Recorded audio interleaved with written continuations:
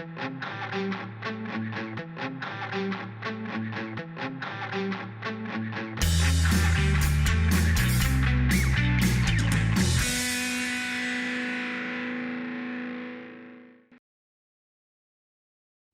and welcome to another episode of FinTech Focus TV with me, Toby.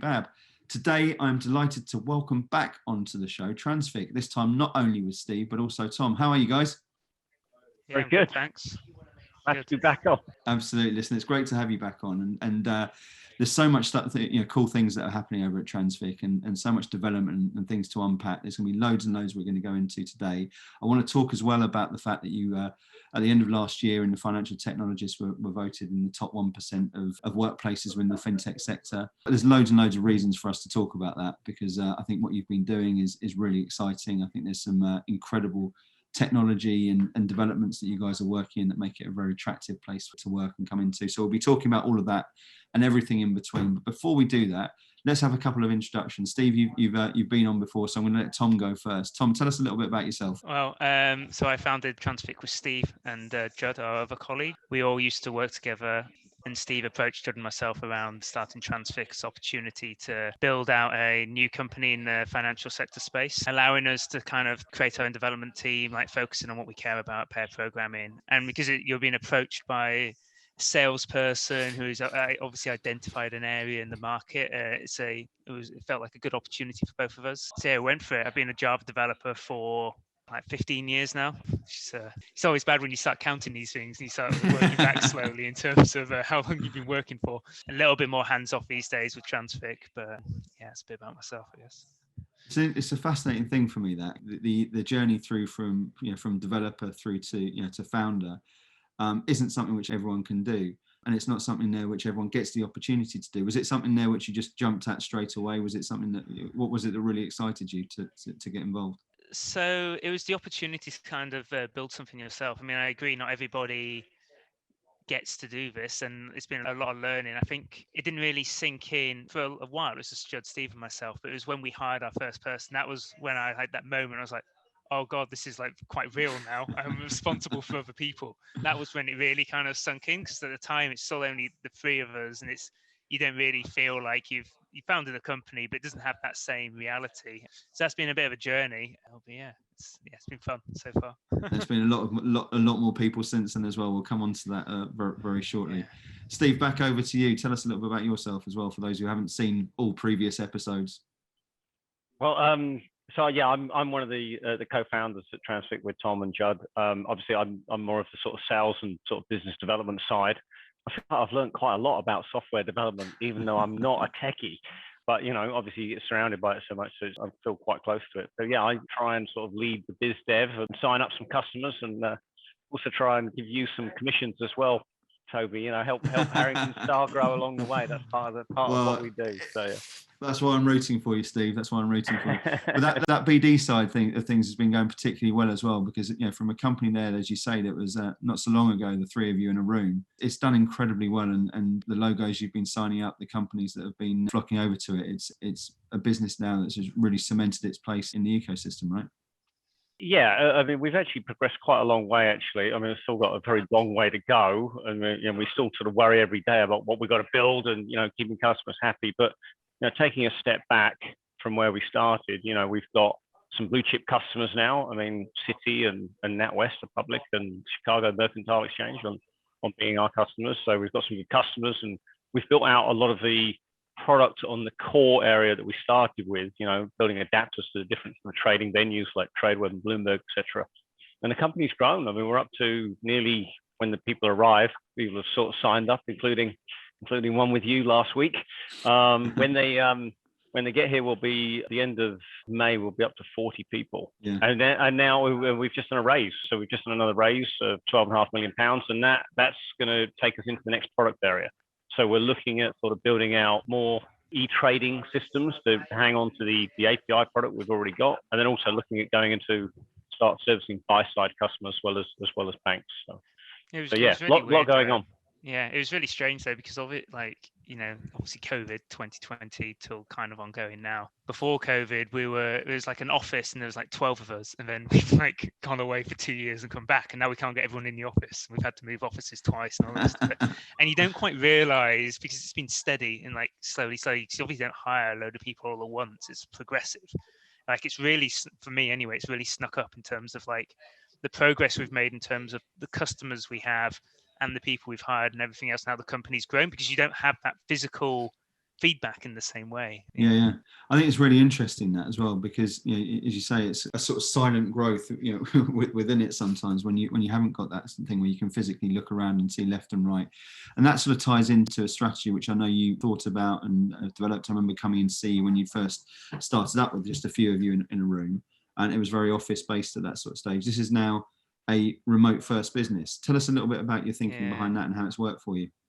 Well, yeah, so we were always 100% office, no remote at all, and that's because sales a little bit different, because obviously you need to be able to move around and go see people and everything like that. But in terms of a tech perspective, we're always 100% office based. It's because we do a lot of pair programming, and that's around working with people in person, collaboration, you're sharing a machine. But when we closed the office at the start of March 2020, I think it was, we closed it a little bit before like the government did the lockdown, because you could see, oh, something's going to happen and we need to be able to deal with remote working. Let's try and work remotely whilst we can still go back into the office. So if we have any issues, we can at least meet up in person, retrospect, and try and fix those issues. So like COVID kind of I think like many people had to play our hand a little bit more, but we still do the pair programming. We tried not pair programming for a little while and people didn't like it. For people who aren't familiar, I guess like in terms of software development these days, a lot of people use like Gitflow, where you're working on a branch, you raise a pull request, people review, and then you get that merged and then you can release it. We focus a lot more on doing pair programming, where you're working with one or more people, and I think multiple people is called mob programming.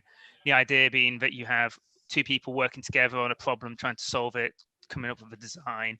The idea being that you don't need that separate step of having a pull request. It means you're always working on master and committing, and which means your changes are always going out, always being released that way, which we think is a better way of doing continuous integration. I mean, Dave Farley's done some great videos on this. I mean, he's done a video on us as well. So, I'm always going to say his videos are great in That's that the way. best, right? Yeah, but we've obviously had to adjust to be able to handle that in a virtual way. So we have these large machines. I think we use some of the servers in LD7 at the moment, so like 64 core machines and things, where people remote desktop into these and they share like an ID and things like that, and use like video conferencing tools, or like IntelliJ has some built-in functionality as well. So we've had to learn and adapt, and people actually really enjoy working this way. I think it was one of the advantages with COVID. I think some people started to feel like some of our employees like live by themselves, and you can end up in a situation where you can be feel a bit isolated. And I know like some other people have had that situation, but with the pair program, you're always working with people. It's not you're sat in a conference like muted, like you've been forced in. You're not really collaborating. It's you are constantly collaborating and working with people. And I think there's definitely a social element to that, which really helped through COVID. But now obviously you can come back into the office and things like that. I'm in the office today. People still prefer working remotely. They like that ability to, you're having that collaboration with your colleagues, but you can working from home, so you can pop to the shops, pick up your kids, this sort of thing. It's working quite well for us at the moment, and that's why we're continuing it. I mean, we're focusing a little bit more on flexibility. So like, if you want to work from the office, you can. If you want to work from home, you can. We'd like to solve problems. There's no problems at the moment. So like, and I don't think forcing people into the office or forcing people to work from home is like really the way to go. I think people like to choose what works best for them. So, and I think it's working great for us. I think in terms of productivity and everything, it hasn't really affected us in that regard. I mean, Steve mentioned that a little bit more, but yeah. I mean, I'll just pick up on the point. I mean, obviously, I was chatting with some of the team last week, and one of the guys sort of described it as the sort of the best of both worlds. He lives in Fulham. And he says, I like working at home because I can walk the dog, and I think he's got rabbits, whatever he's got, all these different pets. But he's got more time at home. But he says, I don't get lonely. He goes, I'm talking with people all day. I mean, throughout the day. And he goes, I'm learning every day. And then you change who you pair with. The next day, I'm not the same partner. I'm with someone else. So it's like a different way of working. And then, when it suits, I do come into the office because I've got that option as well. So it's very flexible, and I think it suits me. And it also creates options for people to live further away from the office as well. I'm not London based. I live in like Yorkshire, so like I only come down to the office every now and again. But the person he's talking about, I think he had to come into the office because his rabbit ate through his internet cable like last week. So. Is that what it was? Yeah, he couldn't work at home anymore, so he goes, "Oh shit, Do you know what? I had that takes me back about 35 years when mine did it through the telephone cables back in a long time ago. Yeah, if you let those rabbits run free, they're havoc. That's a whole nother show though. There's a really interesting piece that you just touched on there, which is that collaborative element of what you're talking about. And from personal experience, I know just how difficult it is to get into TransFICC. So that means what there is there's a talent density, right? It's a high barrier to entry. You're looking for the best people in the industry to come in there and create and solve some of the biggest and most interesting problems within the financial technology space. It's a really, really fascinating thing you want to do.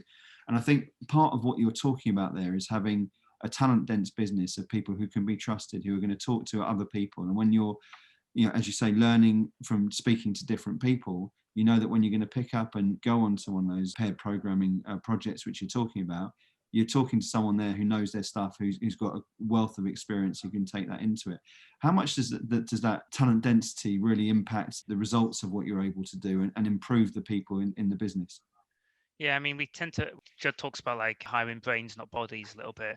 So it's hire fewer people, but make sure like they're a certain skill level. I mean, we like, as you grow, you adapt and you need to like hire people with different skill sets and things. I think now, whilst we do have a certain like technical bar level, we found that like communication, how people communicate and how they can work together is a little bit more important. And if everyone's working remotely, because you don't have necessarily the same physical feedback. But yeah, I mean, we definitely find that something we've seen in the past is like people are working in quote unquote teams, but you're not really working in a team. You're just sat with a bunch of people, but you're all working on individual streams of work a little bit. Whilst we very much focus on in a team, you're working as a team. So you're all working on like a specific card or story or a bit of functionality. And that's when like the pair programming and rotating within the team. So like you're working with different people every day to share that functionality is like super important.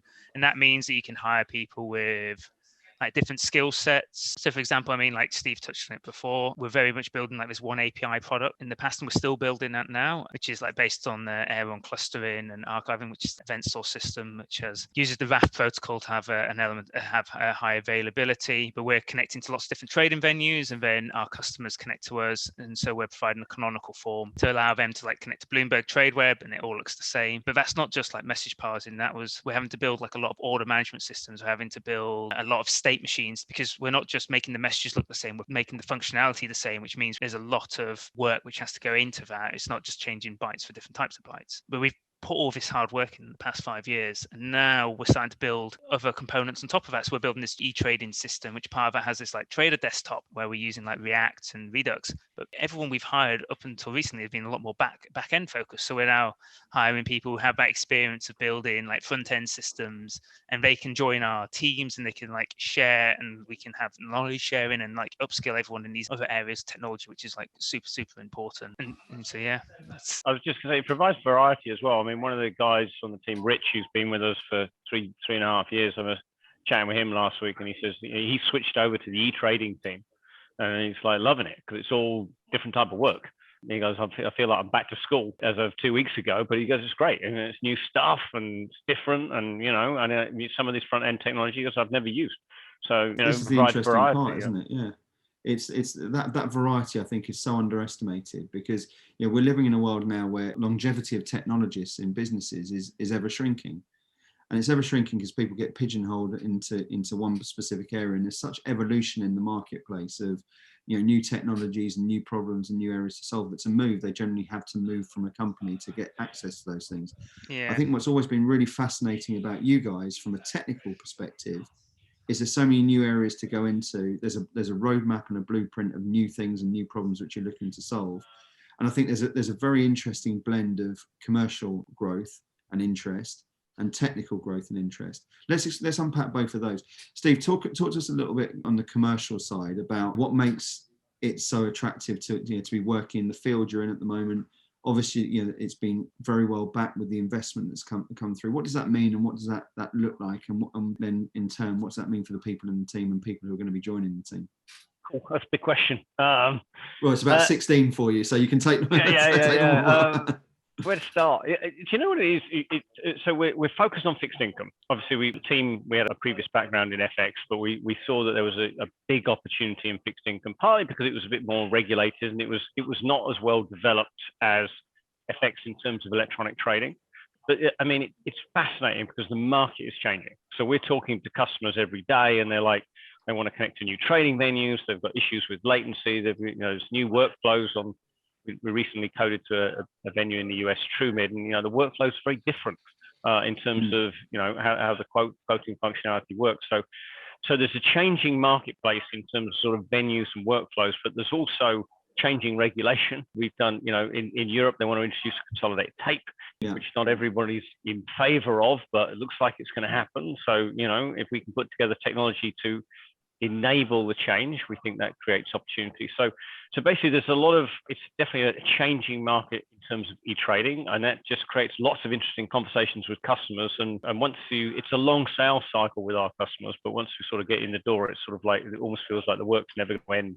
It's like, we need to do this, So basically, it's a very interesting environment working both general marketplace and then working with individual customers. And we're fortunate that obviously some of our customers are also shareholders, so they're also thinking of the sort of bigger picture about where they want to go and where they want us to go as a company. Yeah, it's interesting, lots of opportunity. I could sort of go on, but hopefully that gives you sort of a flavour of what's pushing us in terms of where we're going. It's quite funny though. When we started the company, I remember our plan was always to be like based in AWS, EC2 only, AWS using all these functionalities. And Steve used to have to spend a lot of time convincing customers or prospective customers like, no, so everything's fine in the cloud. And now like the conversation switched completely where like very different, isn't it? We're like, that's not even like it's negative if you don't do that in a way now. They expect it, whilst before it was you couldn't get contracts signed because like, you can't do this is against our policy. It's just fascinating to see how I guess policies and things have changed. I mean, we do stuff on like bare metal or like co-located with people as well, depending on what customers want. But yeah, it's just fascinating how that whole conversation's changed as well.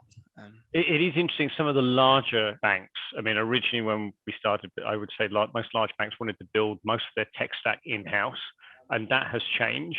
It's changed quite significantly, and they recognize that certain components that we're building in terms of API adapters, there's not much commercial advantage they can gain from building those, and they should focus more on building pricing applications, etc., and risk applications. So there's definitely been a real sort of change on the customer side and where they want to focus technology wise, and they're resource constrained as well. When I talk to them, they're saying, we're having problems hiring developers. I try and send them your way, Toby. Bring them our way. We've got the answers. So the interesting part for me about that is there's this enormous sort of sea change that we're seeing at the moment with, I think, the institutions themselves looking at different solutions from either the in-house applications which they're building themselves, or enterprise systems that have been coming through to make way for, certainly in an electronic trading space, a raft of bespoke applications and where people are coming through, which means this is dealing with very specific issues and very specific options, such as consolidated tape or whatever you're looking at around there, changing regulation. That to me points at a landscape that's constantly evolving, which I think brings with it some very, very interesting opportunities, both from a sales perspective and a commercial perspective, but also from a tech perspective. Because as technology grows and we see ever increasing noise around blockchain technology, around all sorts of other areas of, we've spoken about this, the sort of acceleration of the cloud and the confidence of the cloud over the last couple of years. That means that if you're in this space in particular right now, I don't think there's ever been more of a time where it's been, as opportunistic to make an impact and to see your work add real development. Tom, talk to me at the moment about how you and the team are genuinely making a difference and how the team itself can drive some of that strategy that you're talking about as a business. Making a difference. Well, making a difference is always keeping Steve happy, obviously, and our customers. I guess because we have like multiple like teams, and I don't really, whilst my job is to like manage the various teams, we try and have a lot of autonomy. So each team is kind of like doing things their own little way. But I mean, like what we work on and how we make things for the better, I guess, is like first and foremost, it's always like, what do we have like coming up in terms of customer requirements? What do customers need? What have they paid for? When are the deadlines for these? That's sort of like I mean, that's kind of like 101 of like any company, right? You have to build products for a customer. But we do focus a lot on the tech teams bringing things they want to be working on. And a lot of that comes down to like, we think this wasn't built very well. We'd like to rebuild it.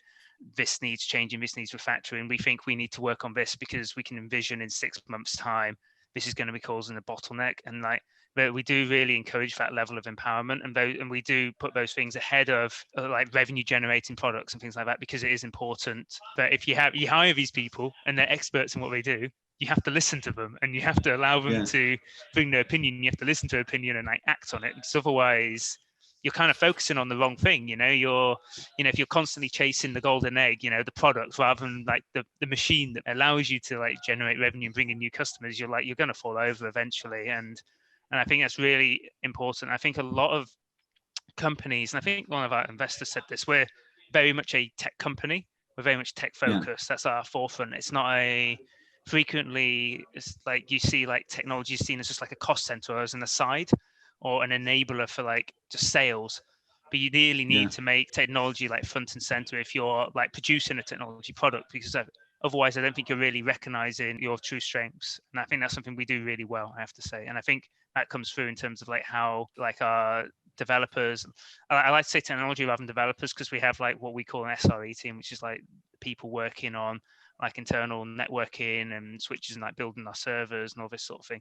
Like they're bringing these things forward as well. So it's not purely developers, and you've got business analysts and QAs. So it's getting everyone to collaborate and input in that way.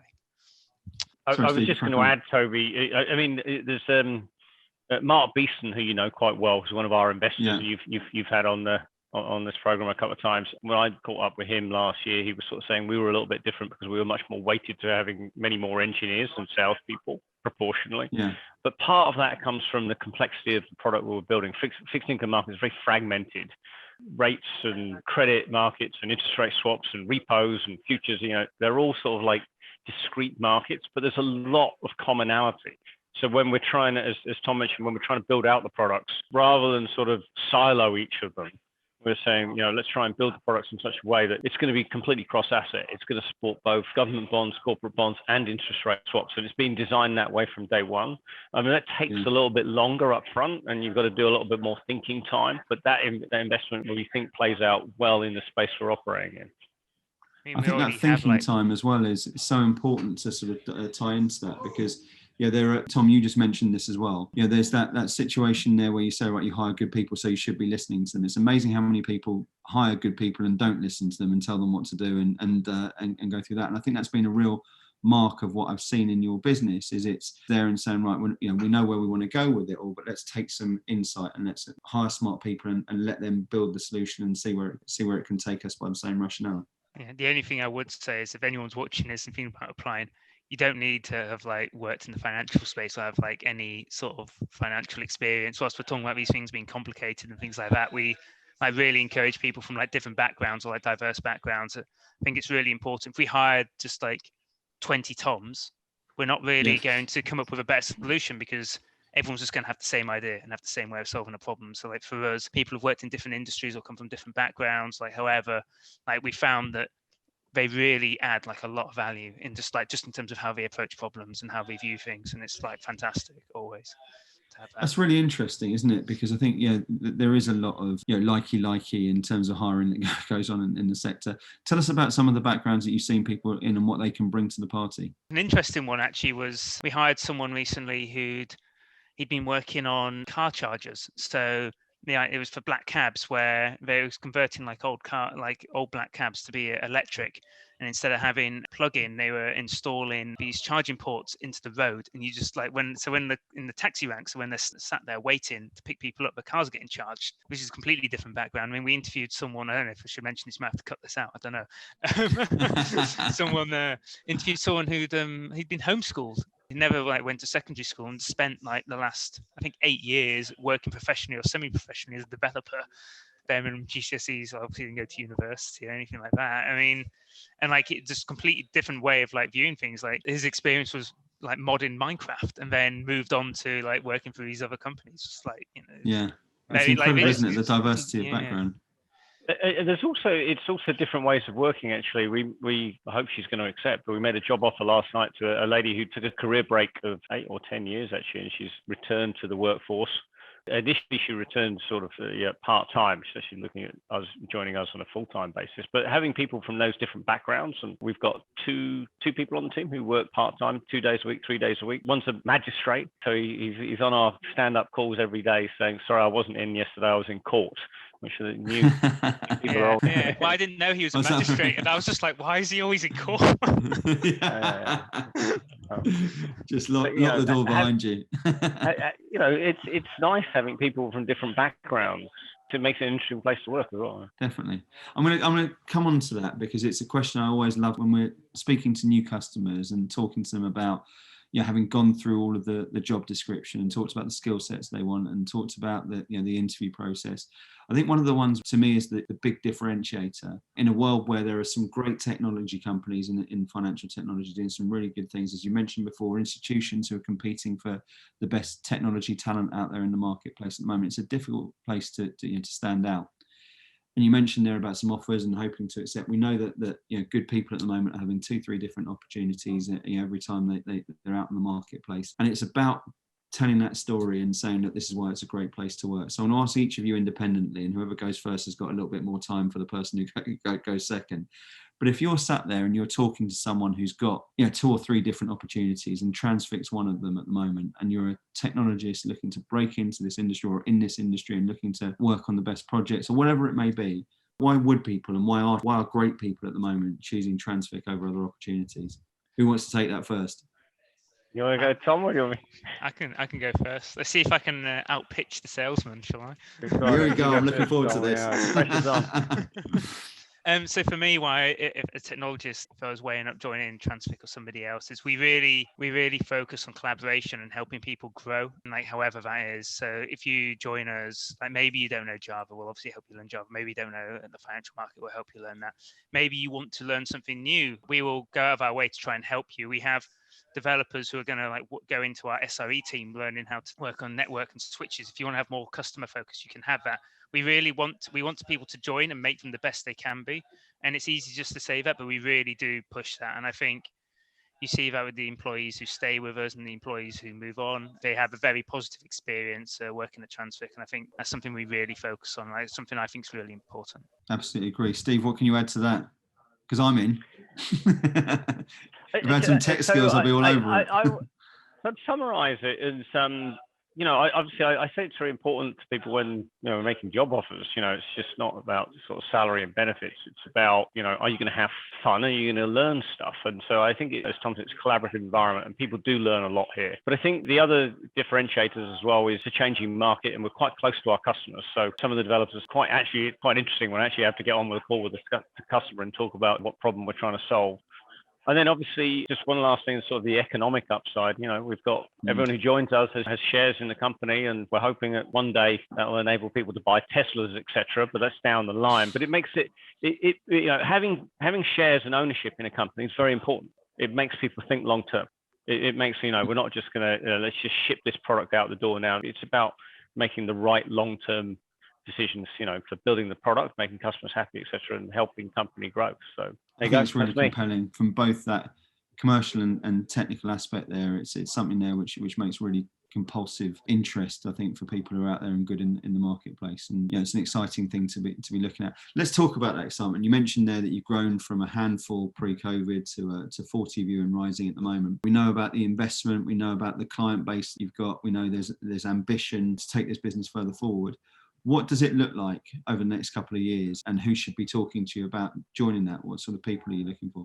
Do you want to talk from a business perspective, Steve? I mean, I can talk. Yeah, I'll maybe do the business, and then I can talk about the tech. Maybe that's a better way of leading it, I guess. Yes. So our business is expanding in North America. So we have now 3 clients in North America. We're basically going to be opening up an office later this year. And basically the US market, particularly in sort of credit markets, is a bigger market than in Europe. So our business is going to be expanding over there. We've just hired our first salesperson in continental Europe. They're going to be based in Milan. We do think there is also this issue of EU is separate from the UK now in terms of regulation. So a lot of our bank trading customers, they're actually running separate trading desks in continental Europe. And we're going to need to have a European presence as well, geographically, basically, expanding how we service customers there. And then the opportunity for us is obviously building out this sort of trading front end and then starting to move into the buy side. At the moment, we're having some positive conversations on the buy side, but the buy side is a big market, and it's a different market, we're finding than dealing with sell side. Even if they're trading the same instrument, their requirements technology-wise are different. Do you know what I find? I think it's a big market that's very hungry for tech innovation at the moment. I think it's lagged the sell side for a long time. And I think over the last, maybe even only 3-4 years or so, it's been hungry to provide tech solutions to a place which has been a laggard, technologically speaking. So I think there's some massive opportunity in that buy side space, which is exciting as well. I think, did you mention North America as well, Steve? Don't know if I missed that. Yeah, you did. It was right at the start. Probably when you were thinking about your side of it as well. I was too busy thinking. I knew I was going to be under the spotlight, so I was just thinking. So I guess from a development perspective, I mean, we already have more than one product, but will we continuing to build out like the one API sort of? It's almost like pipe work in a way, because there's still a lot more work to do in that in terms of adding features, adding venues. But now we're starting to build value-added components on top. So like Steve was talking about this e-trading system. So that's like building a desktop. There's elements around order management, execution management, potentially something algo-related in the future. But that's only dealing with the sell side. We've got the whole buy side to like deal with as well, which would be a stick on the other end of our pipes and all the components we could build around that, and like how we deploy those things, where they'll be deployed. So there's a lot of new things we're going to be building. I guess it's definitely over the next minimum 3 to 5 years, if not like sooner. That needs people. Yeah, absolutely. Needs people. And that needs good developers, that needs good business analysts, that needs good salespeople, that needs people across the arena for you, right? Yeah, customer service, definitely sales, pre-sales, testers, network systems, network and systems engineers, definitely. Yeah. We decided in lockdown to actually build out a data center in the US, and it was all done remotely. All the boxes got shipped to the US, and it was all auto-configured. And that blueprint is what we're actually building out a data center in Milan, and it'll be Frankfurt next. But it's all automated deployment. So obviously you need people with the skill sets to build out that infrastructure system. It's a little bit different from the people on the software side. And it's a really interesting way of that being a potential now. If you think back to 5 years ago, and that's just not something which is as doable as it is today, isn't it? And having that expertise to come into it is it's the sort of issues that I think people love to be involved in. And that to me is the crux of TransFICC and the opportunity. There's some brilliant stuff that you guys are doing. It's a company that's going through a growth phase, that's got brilliant clients, wonderful backing, culture there that encourages that collaboration and flexibility and grown-up nature to what you're talking about. I find it really, really compelling. And I love, as much as anything, and I know this is going to be difficult for you two to hear because no one likes to have their trumpet blown too much, but this to me is about people who've got a real passion for doing something. I think what you've achieved so far is outstanding, and I think what you're going to move on to, and the fact that you're giving it to the team to share in that success is something that makes it a really, really great company to work for. So look, guys, it's been an absolute pleasure talking to you as always. I'm really excited about what you're doing. We love the opportunity to help you grow and looking forward to doing it even more so in the future. Do reach out to us and the guys if you're there, and what you've heard today is something which scratches your interest and makes you want to find out a little bit more. And to you, Steve and Tom, it's been brilliant having you on the show. Thanks so much for joining us today. Thanks, Toby. Appreciate it. Thanks, Toby. No problem at all. And thank you all for watching. We'll see you soon on another episode of FinTech Focus TV. Thanks a lot.